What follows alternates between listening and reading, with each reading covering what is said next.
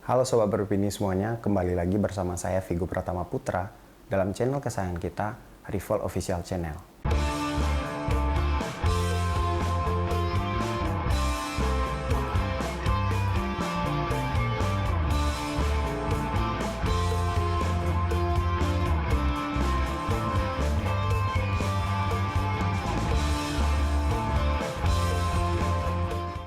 Nah, pembahasan ini amat menarik karena selalu saja mampir atau bersinggungan ke dalam kehidupan setiap orang, terutama anak muda. Anak muda dewasa ini selalu dikaitkan dengan tujuan-tujuan yang sifatnya idealis. Nah, identitas ini sendiri melekat karena mereka identik dengan cita-cita besarnya untuk mengubah keadaan, wajah dunia, atau yang amat klise untuk kita dengar, terutama bagi kebanyakan mahasiswa, merubah sistem.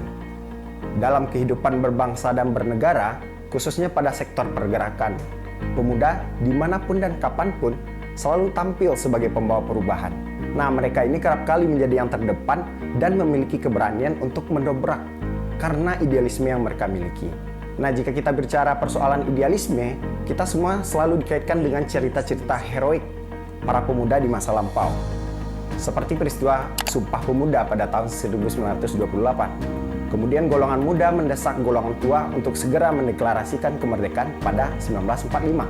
Dan banyak lagi cerita-cerita perjuangan aksi massa pemuda pada tahun 1966 ataupun 1998. Sudah fitrah dan seharusnya mahasiswa pada ruang-ruang kampus dan pendidikan mengajarkan penanaman nilai-nilai idealis tersebut bagi anak-anak muda terdidik. Bukan tanpa alasan, hadirnya pemaknaan dalam pemahaman nilai-nilai idealis ini bisa menjadi pegangan dan prinsip bagi anak muda dalam menghadapi bermacam persoalan kelak di kemudian hari. Namun permasalahannya sekarang ialah perjuangan narasi-narasi atas nama idealisme yang saya sebutkan tadi berada pada tataran pergerakan kolektif, bukan secara personal individual. Ini juga menitik beratkan poinnya pada perjuangan dalam ruang publik, bukan privat. Di sisi lain, anak-anak muda tidak selalu berkecimpung dalam dunia pendidikan. Nah, ada masanya mereka akan masuk ke dalam dunia kerja. Disinilah seringkali muncul konflik dilematis antara memilih untuk tetap idealis atau malah memilih lebih realistis dengan keadaan. Agar tidak bingung berkepanjangan, mari kita bahas apa itu idealisme. Secara historis, idealisme diformulasikan dengan jelas dan diintrodusir oleh Plato pada abad ke-4.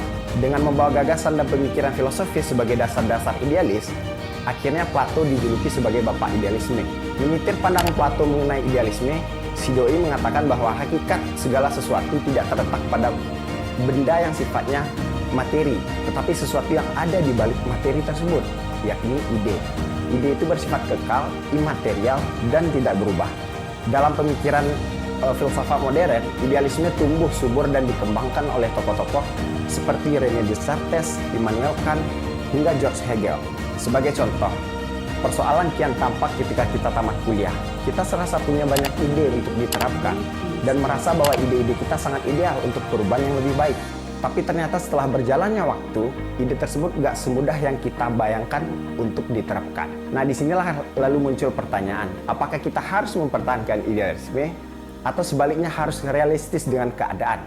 Banyak kecenderungan dan dilema yang terjadi. Nah, dilema tersebut dibutirkan dalam pertanyaan-pertanyaan seperti apakah idealisme dapat memberikan hidup bagi kita? Terus kalau nggak realistis, gimana cara kita untuk bertahan hidup? Untuk membedahnya lebih jauh, kita akan memaknai pendekatan filsafat yang berangkat dari pemaknaan hakikat hingga sampai pada implikasi logis. Nah, dalam kacamata filsafat, kehidupan adalah matriks yang holistik dan memiliki keterkaitan satu sama lain. Di sini yang harus kita tekankan adalah seberapa jauh kita akan mempertahankan passion atau idealisme tersebut. Sebutlah seperti contoh Soekarno yang sangat idealis dalam memperjuangkan kemerdekaan Indonesia, atau J.K. Rowling di mana ia sering ditolak penerbit untuk menuliskan buku Harry Potternya sebelum menjadi penulis ternama. Ada 3 hal sederhana yang menurut pandangan saya dapat mempermudah pikiran untuk kembali menjernihkan titik temu antara idealisme dan realistis. Hal pertama yang harus kita kaji adalah apa yang menjadi skala prioritas untuk saat ini.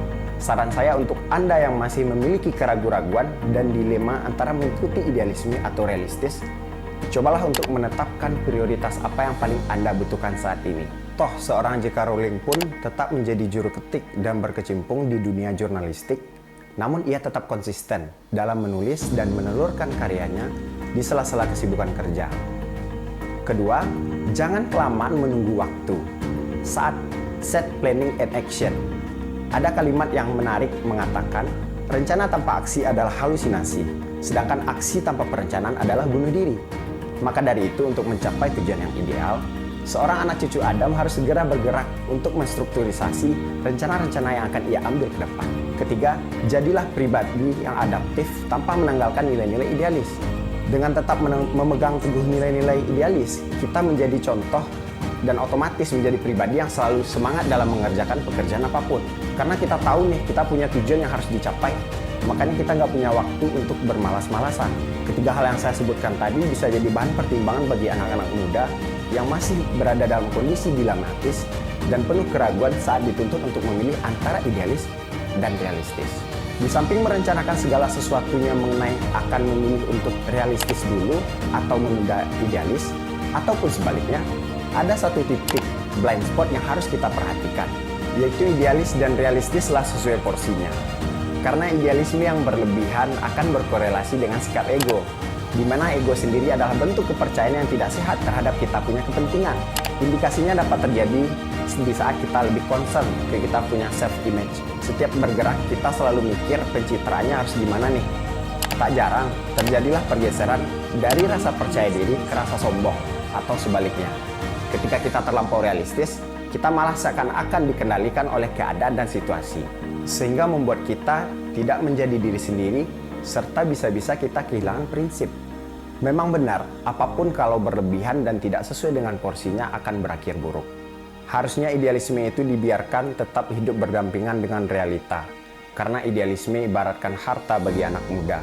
Harta yang makin lama makin habis, seiring menghabisnya usia dan jiwa muda.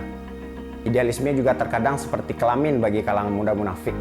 Hanya teguh pendirian di saat keramaian, namun dikocok habis-habisan saat sendirian.